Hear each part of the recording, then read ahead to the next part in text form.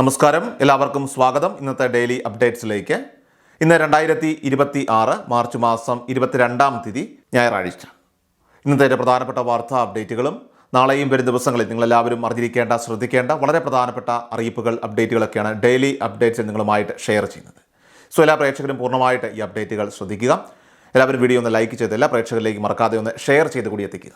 നമ്മുടെ വാട്സപ്പ് ഗ്രൂപ്പിൽ ജോയിൻ ചെയ്യുക. വാർത്തകളും അറിയിപ്പുകളും എല്ലാ ദിവസവും കൃത്യമായി നിങ്ങൾക്ക് വാട്സപ്പ് ഗ്രൂപ്പിൽ ലഭ്യമാകും. നമ്മുടെ വാട്സപ്പ് ഗ്രൂപ്പിൻ്റെ ലിങ്ക് വീഡിയോയുടെ ഡിസ്ക്രിപ്ഷൻ അതുപോലെ തന്നെ കമൻറ്റിൽ നൽകിയിട്ടുണ്ട്. സോ എല്ലാ പ്രേക്ഷകരെ മറക്കാതെ ഏതെങ്കിലും ഒരു ഗ്രൂപ്പിൽ ജോയിൻ ചെയ്യുക.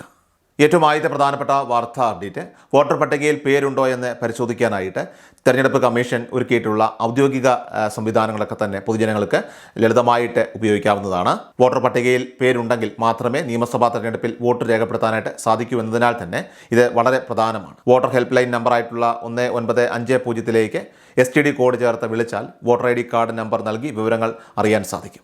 കൂടാതെ വോട്ടർ ID കാർഡ് നമ്പർ ഉപയോഗിച്ച് SMS വഴിയും നിങ്ങൾക്ക് വിവരങ്ങൾ ലഭ്യമാകുന്നതാണ്.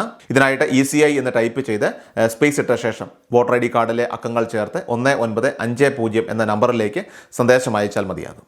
ഇതിന് പുറമെയായിട്ട് കേന്ദ്ര തെരഞ്ഞെടുപ്പ് കമ്മീഷന്റെ ഔദ്യോഗിക വെബ്സൈറ്റ് ആയിട്ടുള്ള voters.eci.gov.in സന്ദർശിച്ച് ഇലക്ട്രൽ സെർച്ച് എന്ന ലിങ്കിൽ ക്ലിക്ക് ചെയ്തുകൊണ്ട് വോട്ടർ ID നമ്പറും സംസ്ഥാനവും നൽകിയാൽ പട്ടിക. അടുത്ത പ്രധാനപ്പെട്ട വാർത്താ അപ്ഡേറ്റ്, നിയമസഭ പൊതു തെരഞ്ഞെടുപ്പിൽ ഏതെങ്കിലും സ്ഥാനാർത്ഥിക്ക് അനുകൂലമായിട്ട് വോട്ട് ചെയ്യുന്നതിനായിട്ട് വോട്ടർമാർക്ക് പണമോ പാരിതോഷികമോ അല്ലെങ്കിൽ മദ്യമോ മറ്റ് സാധന സാമഗ്രികളോ വിതരണം ചെയ്യുന്നത് ശിക്ഷാർഹമായിട്ടുള്ള കുറ്റമാണെന്ന് election expenditure monitoring nodal officer അറിയിച്ചിരിക്കുകയാണ്. ഇത്തരം നിയമവിരുദ്ധ പ്രവർത്തനങ്ങൾ തടയുന്നതിനായിട്ട് സംസ്ഥാനത്തെ 14 ജില്ലകളിലുടനീളം ഫ്ലൈയിങ് സ്ക്വാഡുകളെയും അതോടൊപ്പം തന്നെ സ്റ്റാറ്റിക് സർവൈലൻസ് ടീമുകളെയും വിന്യസിച്ചിട്ടുണ്ട്.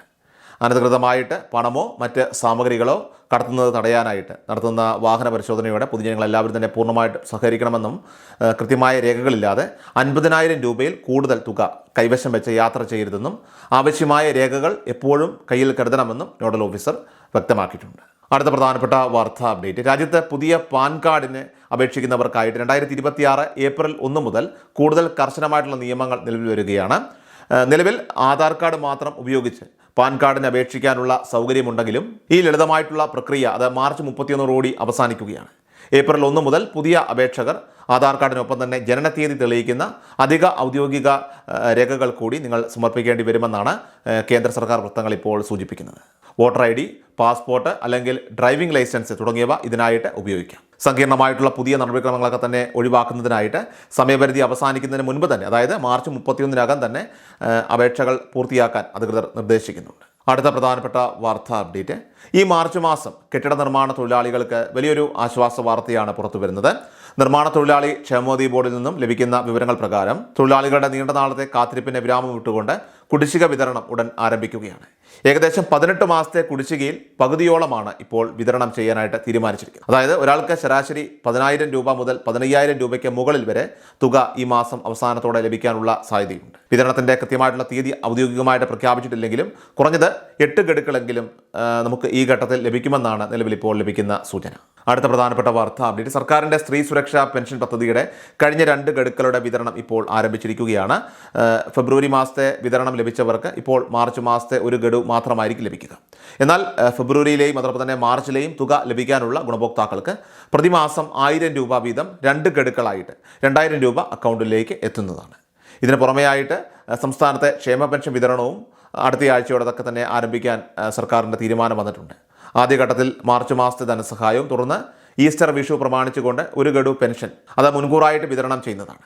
അതായത് വരും ആഴ്ചകളിൽ തന്നെ ഗുണഭോക്താക്കൾക്ക് ഏകദേശം 4,000 രൂപയോളം ലഭിക്കാനുള്ള സാധ്യതയുണ്ട്. ഒന്നാമത്തേത് 2 ആഴ്ചയ്ക്കുള്ളിൽ തന്നെ വിതരണം പൂർത്തിയാക്കണമെന്നാണ് അറിയിപ്പ്. സാധാരണ നമുക്കറിയാം ഉത്സവകാലങ്ങളിലൊക്കെ തന്നെ സ്വീകരിക്കുന്ന ഈ രീതി തന്നെയാണ് ഇത്തവണയും സർക്കാർ ഇവിടെ പിന്തുടരുന്നത്. അതിനാൽ തന്നെ ഏപ്രിൽ മാസം അവസാനം പ്രത്യേക പെൻഷൻ വിതരണം ഉണ്ടായിരിക്കുന്നതല്ല.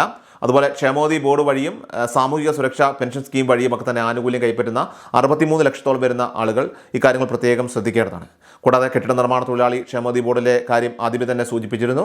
അവർക്ക് 6 മാസത്തെ കുടിശ്ശിക അത് പെൻഷന് വിതരണം ചെയ്യാൻ തീരുമാനമായിട്ടുണ്ട്. ഒരാൾക്ക് 9,600 രൂപ എന്ന നിരക്കിലായിരിക്കും അക്കൗണ്ടുകളിലേക്ക് തുക എത്തുക എന്നാണ് അറിയാൻ കഴിയുന്നത്. ഇതിനായിട്ടുള്ള ക്രമീകരണങ്ങൾ സർക്കാർ പൂർത്തിയാക്കിയിട്ടുണ്ട്. സർക്കാരിൽ നിന്നുള്ള 50 കോടി രൂപയുടെ വായ്പയ്ക്ക് പുറമെ മറ്റ് ക്ഷേമനിധി ബോർഡുകളിൽ നിന്നുമൊക്കെ തന്നെ നിർമ്മാണ തൊഴിലാളി ക്ഷേമനിധി ബോർഡിലേക്ക് പ്രത്യേക വായ്പാ സഹായവും സർക്കാർ ഗ്യാരണ്ടിയിൽ അനുവദിച്ചിട്ടുണ്ട്. ഈ തുക ഉപയോഗിച്ചായിരിക്കും കുടിശ്ശികയുടെ വിതരണം ഉണ്ടാവുക.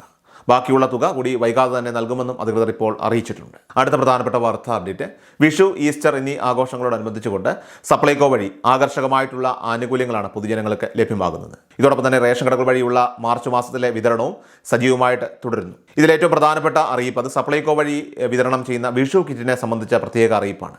1 കിലോ പഞ്ചസാര, 1/2 കിലോ വീതം ചെറുപയർ, വൻപയർ, കടല, ശർക്കരപ്പൊടി എന്നിവയും അതോടൊപ്പം തന്നെ ശബരിയുടെ പായസ മിക്സ്, പായസക്കൂട്ട്, നെയ്യ്, ജീരകം, കടുക്, പുട്ടുപൊടി, ഉപ്പുപൊടി, ചിക്കൻ മസാല, ഗരം മസാല, 1 ലിറ്റർ വെളിച്ചെണ്ണ, 250 ഗ്രാം ചായപ്പൊടി എന്നിങ്ങനെ 16 ഇനങ്ങൾ അടങ്ങിയതാണ് ഇത്തവണത്തെ വിഷു കിറ്റ്. ഏകദേശം 1250 രൂപ വില വരുന്ന ഈ കിറ്റ് എല്ലാ കാർഡ് ഉടമകൾക്കും 1001 രൂപയ്ക്ക് ഏപ്രിൽ 1-ാം തീയതി മുതൽ സപ്ലൈകോ വഴി ലഭ്യമാകുന്നതാണ്.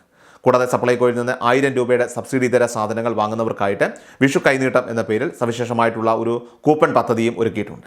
ഇതിലൂടെ ലഭിക്കുന്ന 101 രൂപയുടെ ഇളവ് അത് ഏപ്രിൽ 16 മുതൽ 31 വരെയുള്ള കാലയളവിൽ സപ്ലൈകോയുടെ ഔട്ട്ലെറ്റുകളിൽ നിന്നും, അതായത് മെഡിക്കൽ സ്റ്റോറുകളും പെട്രോൾ പമ്പുകളും ഒഴികെ ബാക്കിയുള്ളിടങ്ങളിൽ നിന്നൊക്കെ തന്നെ നിങ്ങൾക്ക് റെഡീം ചെയ്യാവുന്നതാണ്. ഏറ്റവും അവസാനമായിട്ട് സംസ്ഥാനത്തെ സ്വർണ്ണവില പരിശോധിക്കുകയാണെങ്കിൽ സംസ്ഥാനത്ത് സ്വർണ്ണവിലയിൽ ചാഞ്ചാട്ടം തുടരുകയാണ്. ശനിയാഴ്ച മാർച്ച് 21-ാം തീയതി 22 കാരറ്റ് സ്വർണ്ണത്തിന് ഗ്രാമിന് 275 രൂപ കുറഞ്ഞ് 13,380 രൂപയിലും പവന് 2,200 രൂപ കുറഞ്ഞ് 1,07,040 രൂപയിലുമാണ് വ്യാപാരം പുരോഗമിച്ചത്. ഡെയിലി അപ്ഡേറ്റ്സ് പൂർണ്ണമാവുകയാണ്. എല്ലാവരിലേക്കും നിങ്ങൾ അപ്ഡേറ്റ്സ് ഇപ്പോൾ തന്നെ ഷെയർ ചെയ്യുക, നമ്മുടെ വാട്സപ്പ് ഗ്രൂപ്പിൽ ജോയിൻ ചെയ്യുക. വാർത്തകളും അറിയിപ്പുകളും എല്ലാ ദിവസവും കൃത്യമായി നിങ്ങൾക്ക് വാട്സപ്പ് ഗ്രൂപ്പിൽ ലഭ്യമാകുന്നതാണ്. വാട്സപ്പ് ഗ്രൂപ്പിൻ്റെ ലിങ്ക് വീഡിയോയുടെ ഡിസ്ക്രിപ്ഷനിൽ തന്നെ കമൻറ്റിൽ നൽകിയിട്ടുണ്ട്. എല്ലാ പ്രേക്ഷകരും മറക്കാതെ ഏതെങ്കിലും ഒരു ഗ്രൂപ്പിൽ ജോയിൻ ചെയ്യുക, വാർത്തകൾ എല്ലാവരിലേക്കും ഷെയർ ചെയ്യുക. വീഡിയോ ഡെയിലി അപ്ഡേറ്റ്സുമായിട്ട് നമുക്ക് നാളെ കാണാം. അതുവരേക്കും നന്ദി, നമസ്കാരം. കൃഷൽ മീഡിയ എല്ലാ ദിവസവും വാർത്തകളും അറിയിപ്പുകളും ഡെയിലി അപ്ഡേറ്റ്സും ലഭിക്കാൻ ഇപ്പോൾ തന്നെ ചാനൽ സബ്സ്ക്രൈബ് ചെയ്യുക, ഫോളോ ചെയ്യുക. നിങ്ങളുടെ ലൈക്കും ഷെയർ നൽകി ഞങ്ങളെ സപ്പോർട്ട് ചെയ്യുക. നിങ്ങളുടെ അഭിപ്രായങ്ങൾ കമന്റ് ബോക്സിൽ രേഖപ്പെടുത്തുക.